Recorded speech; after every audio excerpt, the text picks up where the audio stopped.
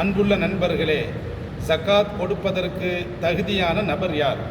யாரின் மீது ஜக்காத் கடமை? இஸ்லாம் 7 விதமான பண்புகளை சொல்லி காட்டுகிறது. 1, அவர் முஸ்லிமாக இருக்க வேண்டும். 2வது, அவர் பருவ வயதை அடைந்திருக்க வேண்டும்.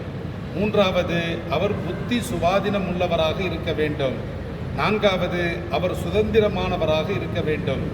5வது, பொருளின் மீது அவர் அதிகாரம் படைத்திருக்க வேண்டும். 6வது, 87 கிராம் தங்கமோ 612 கிராம் வெள்ளியோ அல்லது இதன் மதிப்பிலான ரொக்கமோ பணங்காசுகளோ இருந்தால் அவர் மீது ஜக்காத் கடமை. 7வது, இந்த பொருளாதாரம் 1 வருடம் முழுவதும் அப்படியே குறைவில்லாமல் நிறைவாக பூர்த்தியாக இருக்க வேண்டும்.